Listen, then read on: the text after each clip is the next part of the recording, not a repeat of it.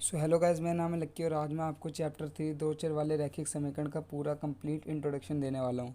वैसे बेसिकली इसे इंग्लिश में ना लीनियर इक्वेशन टू वेरिएबल्स कहा जाता है।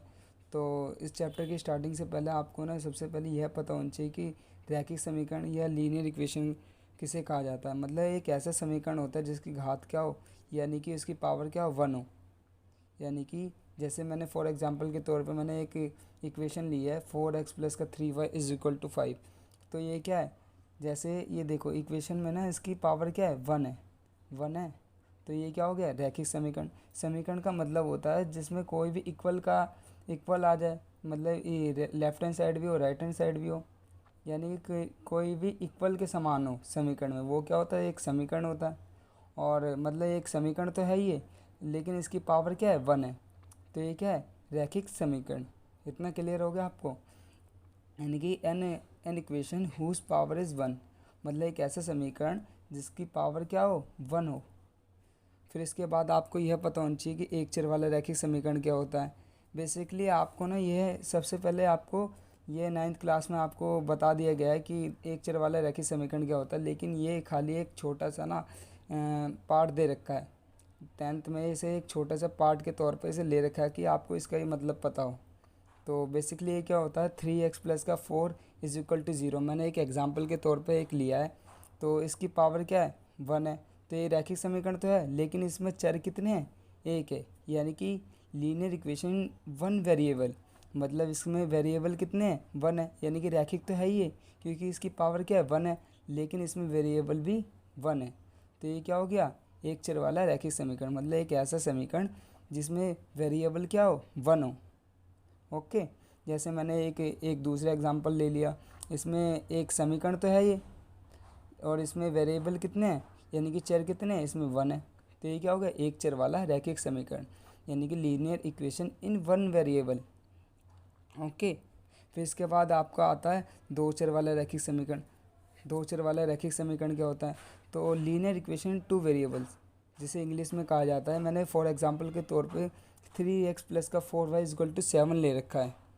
7 ले रखा है, तो ये रैखिक समीकरण तो है ही, क्योंकि इसकी पावर क्या है, 1 है, लेकिन इसमें वेरिएबल कितने हैं, 2 है। तो ये क्या हो गया, दो चर वाला रैखिक समीकरण। ऐसे इसमें भी वेरिएबल कितने हैं, 2 है, यानी कि चर कितने हैं, 2 है।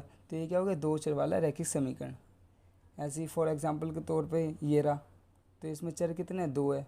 तो ये क्या हो गया, दो चर वाला रैखिक समीकरण। इसमें पूरे चैप्टर में ना कंप्लीट चैप्टर में आपको दो ही वेरिएबल दिखेंगे, क्योंकि इस चैप्टर का नाम ही क्या है, दो चर वाले रैखिक समीकरण, मतलब जिसमें चर कितने हो, 2। इसमें ना तीसरा चर आ सकता, ना ये चौथा आ सकता, आएगा तो 2 ही आएंगे। तीसरा और चौथा आएगा ही नहीं, न एक होगा। आपको ये एक चर वाला पहली 9th क्लास में बता दिया गया है आपको, इसलिए यहाँ पे क्या है, दो चर वाले ही आएंगे। ओके। फिर आपको इसके बाद आपको यह पता होना चाहिए कि क्या होता है, इसकी स्टैंडर्ड फॉर्म क्या होती है, मतलब दो चर वाले रैखिक समीकरण की स्टैंडर्ड फॉर्म क्या होती है। ax प्लस का by प्लस का c इजक्वल टू 0। ए और बी क्या है आपके, ए और बी को नंबर कहा जाता है, जिसे कांस्टेंट भी कह लेते हैं, और सी भी एक तरीके से वही है, नंबर। ठीक है। जैसे मैंने फॉर एग्जांपल के तौर पे ये लिया है 2x प्लस का 3y इज इक्वल टू 5। तो ये क्या है, ए बी है, नहीं है, ये क्या है, नंबर है। और x और y आपके वेरिएबल हो गए। आपका देख लिए यहाँ पे कितने, दो ही तो वेरिएबल है, पूरे चैप्टर में आपको दो ही वेरिएबल पढ़ाया जाएगा। तीसरा नहीं हो सकता, ना चौथा हो सकता, ना पहला हो सकता। पहला आपने 9th क्लास में पढ़ चुके हो आप।